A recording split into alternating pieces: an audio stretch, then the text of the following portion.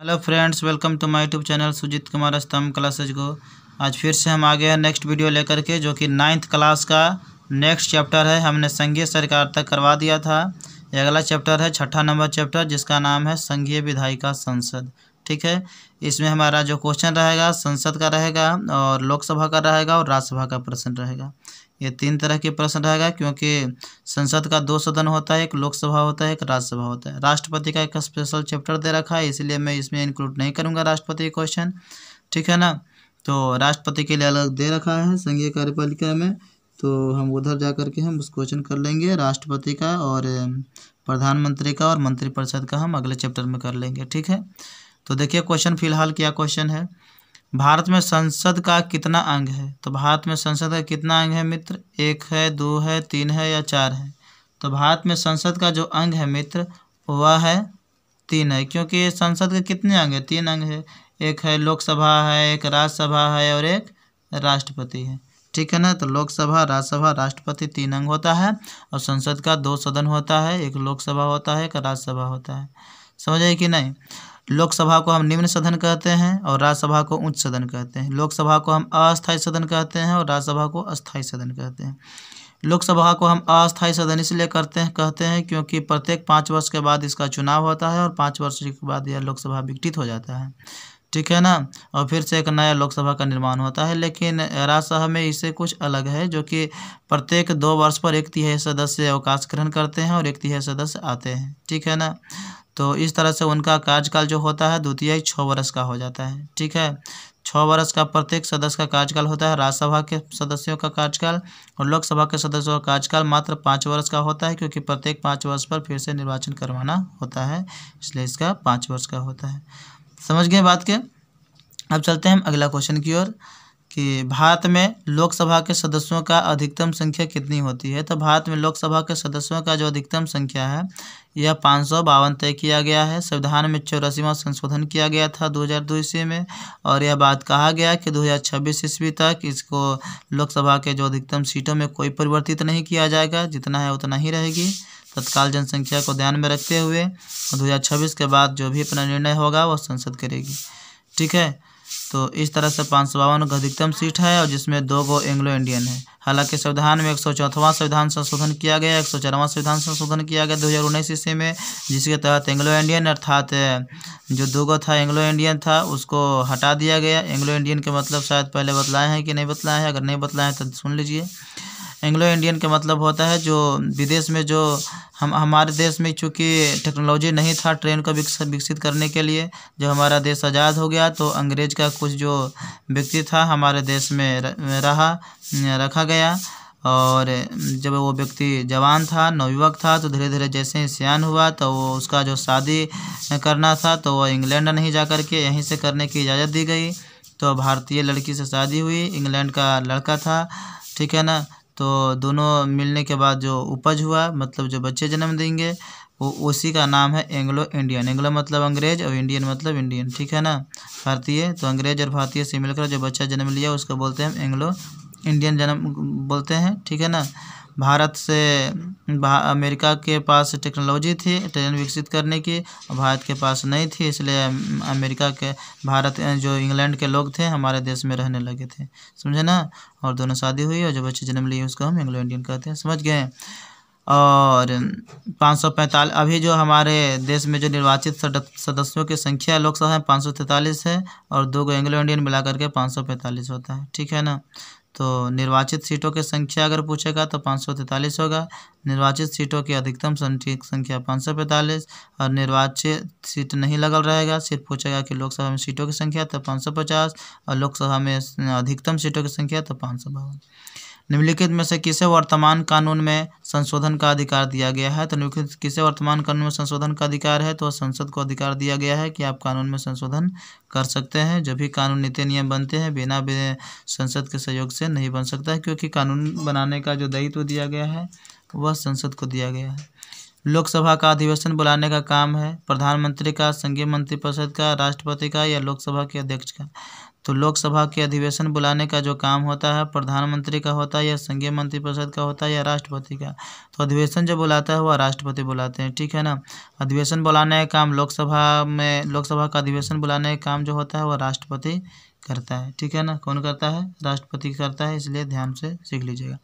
अगला क्वेश्चन है राज्यसभा का पदेन सभापति कौन होता है? तो राज्यसभा का पदेन सभापति उपराष्ट्रपति होता है, ठीक है ना। राज्यसभा का जो पदेन सभापति होंगे वो उपराष्ट्रपति होंगे। अनुच्छेद नंबर 64 में बात कही गई है। अनुच्छेद नंबर 63 में उपराष्ट्रपति की व्यवस्था है। अनुच्छेद नंबर 64 में कहा गया है कि उपराष्ट्रपति राज्यसभा का सभापति होंगे, ठीक है। अगला नंबर क्वेश्चन, राज्यसभा की अधिकतम सदस्यों की संख्या कितनी हो सकती है? तो राज्यसभा की अधिकतम सदस्यों की संख्या जो है वह हो सकती है 250 हो सकती है। राज्यसभा के अधिकतम सदस्यों की संख्या कितनी हो सकती है? 250 हो सकती है, इसलिए सी ऑप्शन राइट हो जाएगा, ठीक है। अधिकतम कितना हो सकता है? 250 हो सकता है। और अभी वर्तमान में ऐसे कितना है? 245 है राज्यसभा में सदस्यों की संख्या, ठीक है ना, जिसमें 233 राज्य द्वारा होते हैं और 12 केंद्र शासित प्रदेश द्वारा 12 राष्ट्रपति मनोनीत करते हैं। रुपये पैसे से संबंधित विधेयक को क्या कहा जाता है? तो रुपये पैसे से संबंधित विधेयक को धन विधेयक कहा जाता है। रुपये पैसे से संबंधित विधेयक को धन विधेयक कहा जाता है, ठीक है। इस चीज़ को आप समझ गए होंगे कि 245 वर्तमान में भी है राज्यसभा में, जिसमें 233 जो है से राज्य द्वारा चुने जाते हैं और जो 12 बचे 33 से 12 कितना हो गया? 45। तो 12 जो बचे वो राष्ट्रपति के द्वारा मनोनीत कर लिया जाता है, ठीक है। अगला क्वेश्चन देखिए, अनुसूचित जातियों के लिए लोकसभा में कितना सीट आरक्षित है मित्र? तो अनुसूचित जातियों के लिए लोकसभा में जो सीट आरक्षित है वह है 84 सीट है, ठीक है। और अनुसूचित जनजातियों के लिए 47 सीट आरक्षित है। राज्यसभा के सदस्यों का कार्यकाल कितना वर्ष होता है? तो राज्यसभा के सदस्यों का कार्यकाल 6 वर्ष का होता है और लोकसभा का 5 वर्ष का होता है। और सर्वोच्च न्यायालय के जो न्यायाधीश होते हैं उनका 65 वर्ष की अवधि तक वो रह सकते हैं न्यायाधीश, और उच्च न्यायालय के न्यायाधीश 62 वर्ष की उम्र तक रह सकते हैं। लोकसभा का कार्यकाल कितना वर्ष का होता है? तो 5 वर्ष का होता है, ठीक है। धन विधेयक को राज्यसभा अधिक से अधिक कितने दिनों तक रोक करके रख सकती है? तो अधिक से अधिक मात्र 14 दिनों तक रोक सकती है। लोकसभा कैसा सदन है मित्र? तो लोकसभा को निम्न सदन कहा जाता है या अस्थायी सदन कह दिया जाता है, इसलिए सी ऑप्शन राइट हो जाएगा, ठीक है। सी ऑप्शन क्या हो जाएगा? राइट हो जाएगा। दिखाई दे रहा है ना अच्छी तरह से, ठीक है। अब चलते हैं अगला क्वेश्चन की ओर। ये देखिए अगला क्वेश्चन है, भारत के संघीय व्यवस्थापिका को किस नाम से जाना जाता है? तो भारत के संघीय व्यवस्था जो है उसको जाना जाता है मित्र, जो संघीय व्यवस्था है ये, तो संघीय के तो संसद ही कहेंगे ना मित्र। संघीय व्यवस्थाओं को हम क्या कहेंगे? हम संसद ही कहना पड़ेगा हमको। तो डी ऑप्शन क्या हो जाएगा? राइट हो जाएगा। तो ध्यान रखिएगा कि इस भारत की जो संघीय व्यवस्था होता है उसको क्या बोलते हैं? उसको हम बोलते हैं संसद, ठीक है। संसद के किस सदन को प्रतिनिधि सभा भी कहा जाता है? तो लोकसभा को कहा जाता है प्रतिनिधि सभा, ठीक है, क्योंकि लोकसभा का जब चुनाव होती है इसी में तो प्रतिनिधि नियुक्त होते हैं, प्रतिनिधि खड़े होते हैं, तो इसलिए प्रतिनिधि सभा बोला जाता है लोकसभा को। संसद का लोकप्रिय सदन कौन होता है? तो संसद का लोकप्रिय सदन भी लोकसभा को ही कहा जाता है। संसद का अस्थायी सदन कौन होता है? अस्थायी सदन राज्यसभा होता है और अस्थायी सदन लोकसभा होता है, और विधानसभा भी अस्थायी सदन होता है विधानसभा। भारतीय संसद में शामिल है, भारतीय संसद में केवल लोकसभा, केवल राज्यसभा या केवल लोकसभा एवं राज्यसभा, केवल लोकसभा राज्यसभा एवं राष्ट्रपति। तो भारतीय संसद में तीनों शामिल है, लोकसभा राज्यसभा एवं राष्ट्रपति। भारतीय संसद के किस अनुच्छेद में कहा गया है कि संघ के लिए एक संसद होगी जो राष्ट्रपति और दोनों सदनों से मिलकर बनेगी? तो यह कहा गया अनुच्छेद नंबर 79 में कि भारतीय संविधान के किस अनुच्छेद में कहा गया है कि संघ के लिए एक संसद होगी? तो संसद की व्यवस्था अनुच्छेद नंबर 79 में किया गया है, राज्यसभा की व्यवस्था अनुच्छेद नंबर 80 में किया गया है और लोकसभा की व्यवस्था अनुच्छेद नंबर 81 में किया गया है। अगला क्वेश्चन देखिए, संसद को भंग करने के लिए कौन सक्षम है? तो संसद को भंग राष्ट्रपति ही कर सकती है। तो संसद का भंग कौन कर सकती है? राष्ट्रपति। संविधान के किस संशोधन के द्वारा लोकसभा की अधिकतम सीटों में कोई परिवर्तन नहीं किया जाएगा? तो संविधान के 84वां संशोधन जो 2002 में हुई थी, 2026 ईस्वी तक नहीं चेंजिंग किया जाएगा, हमने बतलाया अभी तुरंत। संसद के कितने सत्र होते हैं मित्र? संसद के 3 सत्र होता है, एक बजट सत्र, एक मानसून सत्र, एक शीतकालीन सत्र होता है, ठीक है ना। लगभग बजट सत्र जो शुरू होता है फरवरी के से स्टार्टिंग होगी और मई तक चलती है, और उसके बाद लगभग अप्रैल से ये स्टार्ट होती है, सब मानसून सत्र चलता है और लगभग जून जुलाई तक चलती है, और उसके बाद फिर जुलाई अगस्त सितंबर तक चलती है यह, और फिर नवंबर दिसंबर तक शीतकालीन सत्र चलती है। ठीक है ना। तो बजट सत्र, मानसून सत्र और शीतकालीन सत्र, हालांकि यह डेट फिक्स नहीं संविधान में की गई है अब, ठीक है, लेकिन ऐसा बतलाया गया है कि इतना इतना से शुरू होती है, उसी के अनुसार यह संभावना है। सबसे बड़ा जो सत्र होता है बजट सत्र माना जाता है, और सबसे छोटा सत्र निश्चितकालीन सत्र, क्योंकि तो नवंबर दिसंबर तक चलती है, नवंबर से दिसंबर तो शीतकालीन सत्र है, छोटा होता है। बजट सत्र जो है से बड़ा होता है, समझ गया ना। तो 3 सत्र होता है, इसलिए सभी हो जाएगा इसमें। अगला क्वेश्चन देखिए, संसद के 2 सत्रों के बीच अधिकतम कितना अंतराल दिया जा सकता है? 6 महीना का। कम देखिए, ज़्यादा से ज़्यादा अंतराल 6 महीना होना चाहिए, बीच में आप जितना भी कम समय में कर सकते हैं वो सही रहेगी। ठीक है ना। भारतीय संसद की दोनों सदनों की संयुक्त बैठक किस संबंध में होती है? तो भारतीय संसद के दोनों सदनों की संयुक्त बैठक कब बनेगी? जब दोनों में काम नहीं बन पाएगा। संविधान संशोधन विधेयक, वित्त विधेयक, साधारण विधेयक, भारत के उपराष्ट्रपति के निर्वाचन। तो संविधान संशोधन जब विधेयक होती है, रुक जाओ, भारतीय संसद के दोनों सदनों की संयुक्त बैठक किस संबंध में नहीं होती? तो यह साधारण विधेयक के संबंध में बैठक करवाने की जरूरत नहीं पड़ती है। ठीक है ना। वित्त विधेयक में किस संबंध में होती है? भारतीय संसद दोनों सदनों की संयुक्त बैठक किस संबंध में हो जाती है बैठक? वित्त विधेयक में भी करने की जरूरत नहीं होती है। ठीक है ना। संविधान संशोधन विधेयक में नहीं, साधारण विधेयक में हाँ कर सकते हैं, कोई दिक्कत नहीं। इससे भारत के उपराष्ट्रपति निर्वाचन में कोई दिक्कत, तो इसलिए इसका सी ऑप्शन ही राइट हो जाएगा। ये है अगला क्वेश्चन। साधारण विधेयक से संबंधित गतिरोध को दूर करने के लिए संसद के दोनों सदनों की संयुक्त बैठक कौन बुलाता है? तो राष्ट्रपति संयुक्त बैठक बुलाएगा, और जो बुलाया गया जो दोनों सदस्य एक जगह जो बैठेगा, संयुक्त जो बैठक होगी उसका अध्यक्षता लोकसभा के अध्यक्ष करते हैं। ठीक है ना। तो बुलाने का काम कौन करता है? राष्ट्रपति। साधारण विधेयक से संबंधित गतिरोध को दूर करने के लिए संसद के दोनों सदनों की संयुक्त बैठक कौन बुलाता है? राष्ट्रपति। लोकसभा और राज्यसभा की संयुक्त बैठक कब होती है? तो लोकसभा और राज्यसभा की जो संयुक्त बैठक होती है, राष्ट्रपति जब बुलाए, लोकसभा में राज्यसभा में मतभेद होने पर, संसद का सत्र शुरू होने पर नहीं, लोकसभा में राज्यसभा में जब मतभेद उत्पन्न हो जाता है ना, तभी दोनों का संयुक्त बैठक बुलाई जा सकती है। ठीक है। संसद के दोनों सदनों के साथ साथ बैठने पर निम्न होता है। संसद के दोनों सदनों के साथ साथ बैठने पर क्या होता है? संविधान संशोधन बिल को स्वीकार करना, भारत के उपराष्ट्रपति का चुनाव, एक बिल जिस पर दोनों सदन सहमत न हो उस पर विचार करना और पास होना। ठीक है ना। अब सहमति नहीं बन रही है ना, उसको किसी तरह से पास करवाना ही, इसलिए संयुक्त बैठक होती है। यदि किसी सामान्य विधेयक पर राज्यसभा और लोकसभा के बीच गतिरोध आता है तो उसका समाधान कौन करेगा? दोनों के बीच अगर गतिरोध उत्पन्न हो जाएगा तो कौन करेगा? तो संसद का संयुक्त बैठक ही करेगा, संयुक्त जो सत्र है वही ने समाधान करेगा। बतलाइए आप। किसी समान विधेयक पर राज्यसभा और लोकसभा के बीच गतिरोध उत्पन्न होता था, संसद का संयुक्त। स्वतंत्र भारत के संसदीय इतिहास में अभी तक कितनी बार संयुक्त बैठक करवाई जा चुकी है? तो अभी तक 3 बार संयुक्त बैठक किया जा चुका है। ठीक है ना। दहेज प्रथा, नीति नियम, ये सब चीज़ था। आतंकवाद निवारण 2 हो गया, और एक और था कुछ था, याद नहीं है। तो 3 बार अब तक बैठक हो चुकी है 3 नियम पर। क्या राष्ट्रपति या उपराष्ट्रपति कभी संयुक्त अधिवेशन की अध्यक्षता करते हैं?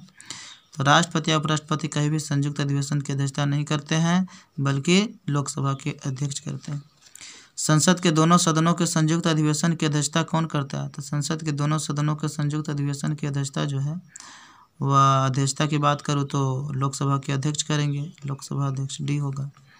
संसद के संयुक्त बैठक को कौन संबोधित करता है? तो राष्ट्रपति संबोधित करेंगे, लेकिन अध्यक्ष का काम कौन करते हैं? वह करते हैं लोकसभा अध्यक्ष। ठीक है। संसद की कार्यवाही सूची में प्रथम विषय क्या होता है? तो प्रथम विषय प्रश्नकाल, यानी प्रश्न करो, और शून्यकाल जो है ना, ये भारत का ही है। ठीक है ना, देन है शून्यकाल। संसद के किसी सदस्य की सदस्यता तब समाप्त समझी जाती है यदि वह बिना सदन को सूचित किए अनुपस्थित रहता है। 60 दिन तक अगर अनुपस्थित रहेगा संसद को, अगर बिना सूचना दिए हुए, तो सदस्यता समाप्त समझी जाएगी। तो 132 नंबर तक हो गया। अब चलते हैं अगला क्वेश्चन की ओर। अब देखिए अगला क्वेश्चन, एक वर्ष में कम से कम कितनी बार संसद की बैठक होना आवश्यक है? तो एक बार में कम से कम 2 बार तो जरूरी संसद का बैठक हो। निम्न विधेयकों में से विधेयक बने ना, कानून होता है, तो निम्न विधेयकों में से किसका एक भारतीय संसद के दोनों सदनों द्वारा अलग अलग विशेष बहुमत से पारित होना आवश्यक है। साधारण विधेयक, धन विधेयक, वित्त विधेयक या संविधान संशोधन विधेयक। तो इसका सही उत्तर हो जाएगा मित्रों संविधान संशोधन विधेयक। ठीक है ना, तो डी ऑप्शन इसका राइट हो जाएगा। तो संविधान संशोधन विधेयक को पारित करने के लिए दोनों सदनों में ना पूर्ण बहुमत से पास होना जरूरी है। सांसदों के वेतन का निर्णय कौन करता है? तो सांसदों का वेतन का निर्णय संसद स्वयं कर लेता है। अच्छा बतलाओ, प्रत्येक संसद को कितना रुपया अपने क्षेत्र के विकास में खर्च करने के लिए मिलता है? तो 5 करोड़ रुपया मिलता है उसको अपने क्षेत्र में विकास करने के लिए। ठीक है। संसद के कुल सदस्यों का कितना भाग वैधानिक चैम्बर की मीटिंग बुलाने के लिए आवश्यक जनपूर्ति चाहिए? तो 1/10 सदस्य अगर पहुंच गया संसद में तब जाकर के संसद का कार्यवाही स्टार्ट होती है। ठीक है ना, मीटिंग स्टार्ट होगी। अगर 1/10 सदस्य अगर कुल संसद का नहीं पहुंचा तो मीटिंग स्टार्ट नहीं होगी।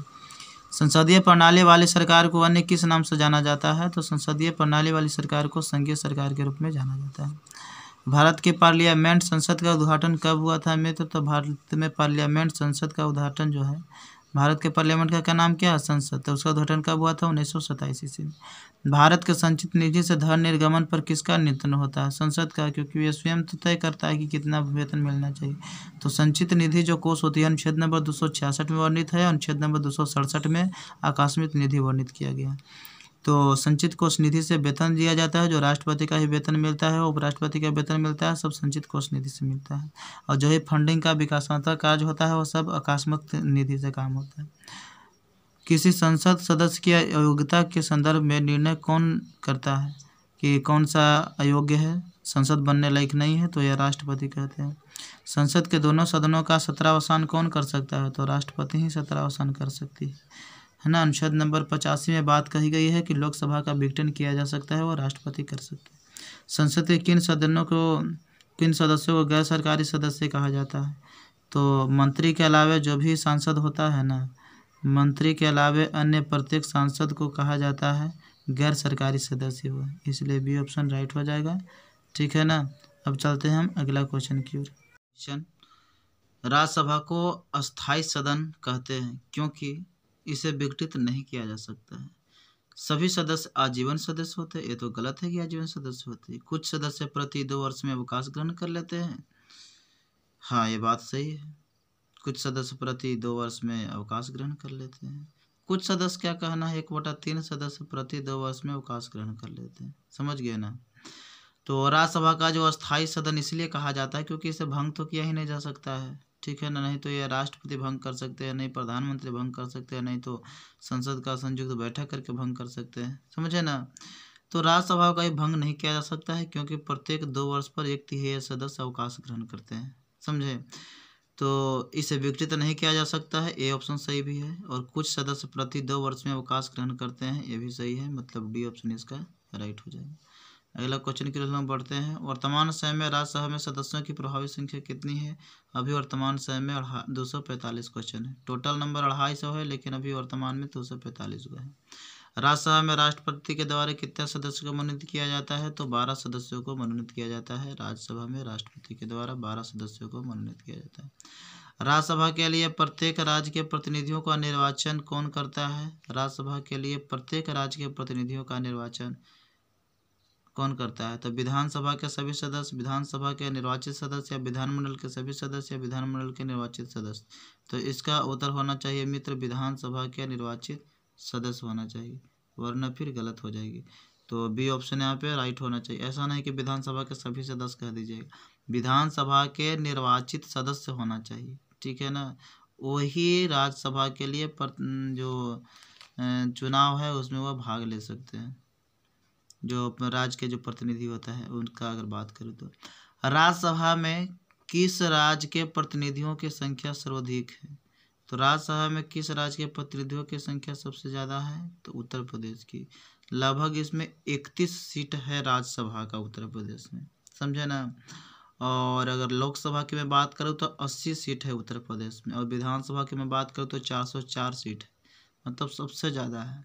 तो जो भी सीटों का जो वितरण होता है मित्रों, जनसंख्या के आधार पर होती है। जहाँ जनसंख्या ज़्यादा होती है, जहाँ वहाँ सीट ज़्यादा होती है।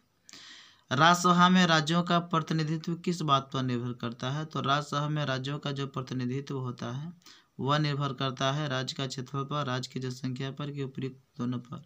तो राज्य की जनसंख्या पर निर्भर करता है कि किस राज्य में कितना सीट मिलना चाहिए, वो जनसंख्या पर निर्भर करती है। निम्नलिखित में से किस संघ शासित प्रदेश का राज्यसभा में प्रतिनिधित्व है? तो दिल्ली और पुदुचेरी में राज्यसभा में जो है सो प्रतिनिधित्व रहती है। तो इसलिए 139 के 149 की अगर मैं बात करूँ तो ए ऑप्शन राइट हो जाएगा, ठीक है ना। अगला मैं बात करूँ तो बिहार में राज्यसभा की कितनी सीटें हैं? तो बिहार में 16 राज्यसभा की सीटें हैं। राज्यसभा के सदस्य बनने के लिए न्यूनतम उम्र कितना चाहिए? तो राज्यसभा के सदस्य बनने के लिए न्यूनतम उम्र कितना चाहिए मित्र? राज्यसभा के अगर सदस्य बनना है तो 30 वर्ष चाहिए, ठीक है। और आप जानते हैं कि बिहार में 16 गो राज्यसभा की सीट है और 31 गो है उत्तर प्रदेश में और 48 गो है महाराष्ट्र में, ठीक है। अब हम अगला क्वेश्चन की ओर बढ़ते हैं। ये रहा अगला क्वेश्चन। राज्यसभा के 1/3 सदस्य प्रत्येक कितने वर्ष के पश्चात सेवानिवृत्त होते हैं तथा नए 1/3 सदस्य उनका स्थान ग्रहण करते हैं? तो प्रत्येक 2 वर्ष में। कितना? प्रत्येक 2 वर्ष में होता है। क्या राष्ट्रपति लोकसभा की भांति राज्यसभा को भंग कर सकता है? तो क्या राष्ट्रपति लोकसभा की भांति राज्यसभा को भंग कर सकती है? मतलब ये तो राष्ट्रपति जो है लोकसभा के भांति राज्यसभा को भंग नहीं कर सकती है। बी ऑप्शन राइट होगा। राज्यसभा भंग किया ही नहीं जा सकता, ये तो असंभव है, क्योंकि प्रत्येक 2 वर्ष पर से यहाँ सीट आ ही जाता है, 1/3 जाता है, 1/3 आता है, तो कैसे भंग हो सकता है? राज्यसभा को भंग करने का अधिकार किसे प्राप्त है? राष्ट्रपति को, उपराष्ट्रपति को, उच्चतम न्यायालय को। राज्यसभा तो भंग हो ही नहीं सकता, इसलिए इनमें से कोई नहीं, किसी को नहीं प्राप्त है। किस सदन में अध्यक्ष उस सदन का सदस्य नहीं होता है? किस सदन में अध्यक्ष उस सदन का सदस्य नहीं होता है? लोकसभा में, विधानसभा में, विधानसभा, राज्यसभा या विधान परिषद? तो इसका सही उत्तर हो जाएगा मित्र राज्यसभा, ठीक है ना। किस सदन में अध्यक्ष जो होता है ना उस सदन का सदस्य नहीं होता है? तो राज्यसभा में जो अध्यक्ष होता है इस सदन का सदस्य नहीं होता है, दूसरा सदस्य होता है जो अध्यक्ष बनता है राज्यसभा। और आपसे प्रश्न किया जाए कि राज्यसभा का सभापति कौन होता है? तो राज्यसभा का जो सभापति होता है वह आप जानते हैं कि राज्यसभा का जो सभापति होता है वो आप उपराष्ट्रपति को बोल सकते हैं। लोकसभा में राज्यसभा के सदस्यों द्वारा संयुक्त रूप से चुना जाता है, राज्यसभा के सदस्यों द्वारा चुना जाता है कि राष्ट्रपति द्वारा नियुक्त होता है कि इनमें से कोई नहीं? तो इसका उत्तर होना चाहिए कि लोकसभा एवं राज्यसभा के सदस्यों द्वारा संयुक्त रूप से चुना जाता है राज्यसभा का सभापति। राज्यसभा का सभापति अर्थात उपराष्ट्रपति, क्योंकि राज्यसभा का सभापति कौन होता है? उपराष्ट्रपति। तो उपराष्ट्रपति का जो चुनाव होता है उसमें लोकसभा में राज्यसभा के सदस्यों द्वारा संयुक्त रूप से चुना जाता है उसमें। राज्यसभा के उपसभापति का निर्वाचन कौन करता है? जो राज्यसभा का जो उपसभापति रहे, सभापति तो आपका हो जाएंगे उपराष्ट्रपति जी, लेकिन राज्यसभा का उपसभापति का निर्वाचन कौन करता है? लोकसभा के सदस्य करते हैं या फिर राज्यसभा के सदस्य करते हैं या राष्ट्रपति या उपराष्ट्रपति करते हैं? तो राज्यसभा का जो उपसभापति का जो निर्वाचन होता है मित्र वह होता है राज्यसभा के सदस्य के द्वारा। राज्यसभा का जो सदस्य होते हैं वही उपसभापति का निर्वाचन कर लेते हैं। स्वतंत्र भारत में राज्यसभा के प्रथम सभापति कौन थे? तो प्रथम सभापति मतलब कि प्रथम उपराष्ट्रपति, तो उपराष्ट्रपति डॉक्टर सर्वपल्ली राधाकृष्णन थे, तो इसलिए बी ऑप्शन राइट हो जाएगा। निम्नलिखित में से किसके संबंध में राज्यसभा को लोकसभा के अपेक्षाकृत अधिकार प्राप्त है? निम्नलिखित में से किसके संबंध में राज्यसभा को लोकसभा के अपेक्षाकृत अधिकार प्राप्त है? तो नई अखिल भारतीय सेवाओं का गठन करने में इनका अधिक अधिकार है राज्यसभा वाला का। केंद्रीय संसद राष्ट्रीय हित में राज्य सूची के विषय पर कानून बना सकती है, लेकिन यदि लोकसभा इस प्रकार का एक प्रस्ताव पारित करे, राज्यसभा इस प्रकार का एक प्रस्ताव पारित करे, राज्यसभा उपस्थित सदस्यों के द्वितीय विशेष बहुमत से एक प्रस्ताव पारित करे या संसद विशेष बहुमत से एक प्रस्ताव पारित करे, तो इसका सही उत्तर हो जाएगा मित्र सी ऑप्शन, जो कि सी ऑप्शन में कहा गया है कि राज्यसभा उपस्थित सदस्यों के 2/3 विशेष बहुमत से एक प्रस्ताव अगर पारित कर देता है 2/3 बहुमत से, तब यह संभावनाएं मित्र बन जाती है कि जो केंद्रीय संसद है वो अगर देश की अगर ज़रूरत है, अच्छा है, तो राज्य सूची के विषय पर कानून बना सकती है। अब चलते हैं अगला क्वेश्चन की ओर। ये रहा है आपका अगला क्वेश्चन 161 नंबर। लोकसभा द्वारा पारित धन विधेयक राज्यसभा द्वारा भी पारित मान लिया जाता है यदि उच्च सदन उस पर किस समय सीमा में कार्य संपादन न करे। तो 14 दिन के अंदर अगर नहीं करता है तो उसे पारित मान लिया जाता है। राज्यसभा सामान्य विधेयक को अधिकतम कितनी अवधि के लिए रोक सकती है। तो 6 महीना तक के लिए रोक सकती है। राज्यसभा सामान्य विधायक जो विधेयक माने कानून होता है, समझे, तो उसे 6 महीने के लिए ज़्यादा से ज़्यादा रोक सकती है। भारतीय संविधान के किस अनुच्छेद में लोकसभा, राज्यसभा तथा संसद के गठन के संबंध में प्रावधान है। तो लोकसभा के लिए हो गया अनुच्छेद नंबर 81 और 80 हो गया राज्यसभा के लिए, और 79 हो गया संसद के लिए। तो 81, 80, 79, मतलब सी ऑप्शन इसका राइट हो जाएगा। समझ गया ना। अनुच्छेद नंबर 80 में लोकसभा, अनुच्छेद नंबर 81 में लोकसभा, और राज्यसभा 80 में, और संसद अनुच्छेद नंबर 79 में। राष्ट्रपति द्वारा लोकसभा में आंग्ल भारतीय समुदाय के 2 सदस्यों को किस अनुच्छेद के तहत मनोनीत किया जाता है। तो अनुच्छेद नंबर 331 के तहत मनोनीत किया जाता है राष्ट्रपति द्वारा लोकसभा में आंग्ल भारतीयों को, जो कि 2 सदस्यों को मनोनीत किया जाता है। राष्ट्रपति आंग्ल भारतीय समुदाय को कितने प्रतिनिधियों को नियुक्त करते हैं, मनोनीत करते हैं लोकसभा में। तो 2 सदस्यों को। लोकसभा में राज्यवार सीटों का आवंटन 1971 की जनगणना पर आधारित है। यह निर्धारण किस वर्ष तक यथावत रहेगी। तो 2026 ईस्वी तक रहेगी। लोकसभा में राज्यवार सीटों का आवंटन 1971 की जनगणना पर आधारित है, जो यह निर्धारण किस वर्ष तक रहेगी। 2026 तक रहेगी। कोई चेंजिंग नहीं होगी, बदलाव सीट में। लोकसभा के एक निर्वाचन क्षेत्र